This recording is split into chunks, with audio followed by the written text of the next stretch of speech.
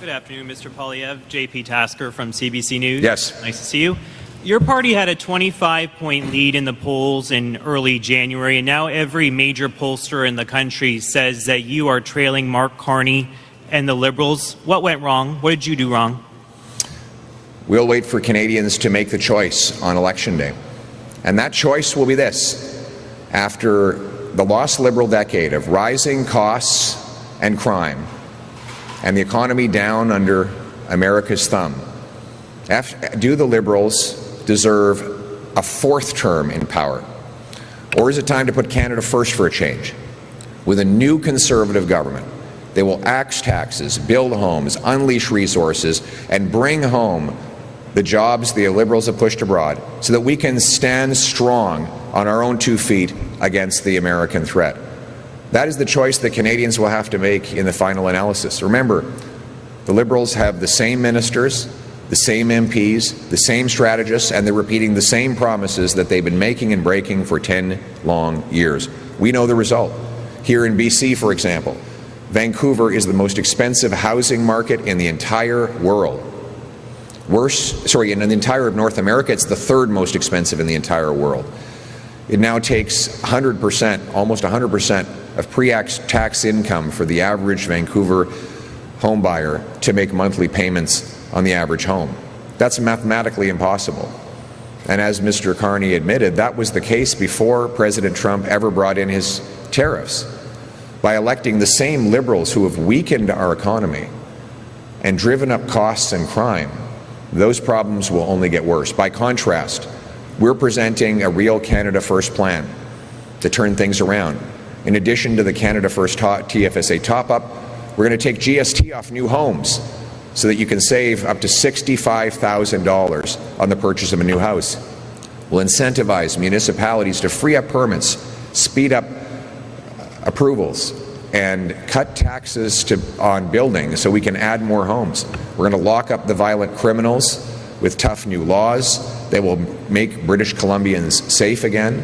And we're going to put our country first by approving the resource projects Liberals have held back for the last 10 years of the lost decade. That is the choice that Canadians will face, and I have full confidence that they will make the right one. Thank you. Question? Thank you. Mr. Poilievre, Mike Lecouture with CTV News.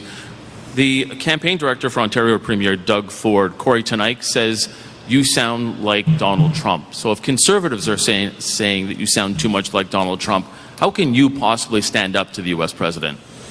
Well, I'm the only one who will stand up to the U.S. president. I see that the president wants the Liberals back in because after a decade, a lost Liberal decade, with costs and crime up and the economy down under the American thumb, the president would love nothing more to keep the Liberals in power so that he can keep abusing our economy and taking advantage of Canada.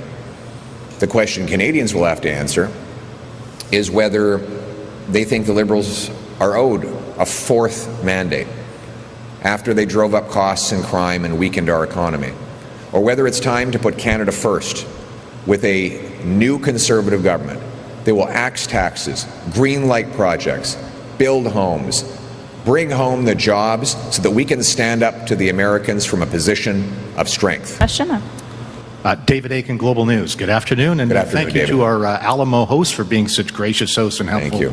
to us as well. Appreciate it. Thank you. I want to ask about some Conservatives who are upset in this election.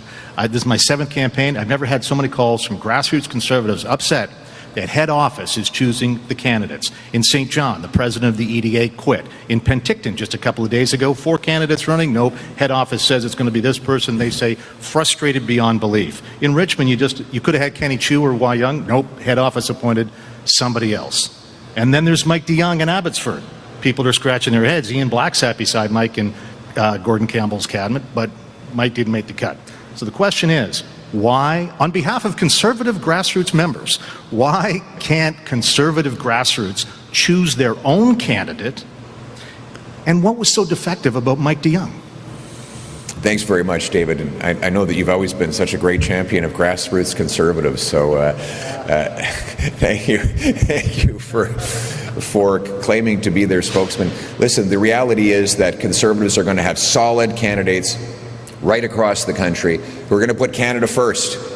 We're going to put Canada first by bringing home our jobs, axing taxes, building homes, and breaking the dependence that the Liberals have forced on Canada relative to the United States of America. We will have strong candidates who are small business people, doctors, local philanthropic champions, and other people who are legends in the communities that they represent. They will be strong. They will be standing up for the workers and the people in this country who've been left behind after the lost Liberal decade. And you know, the question that they will be asking on the doorstep, David, is whether after the lost Liberal decade of rising costs and crime, and with our economy down under the American thumb, do the Liberals deserve a fourth term in power? Or is it time to put Canada first for a change with a new Conservative government that will make our country strong enough to stand on its own 2 feet and stand up to the Americans? Thank you very much. Thank you. This concludes the event today. Merci beaucoup. Merci beaucoup.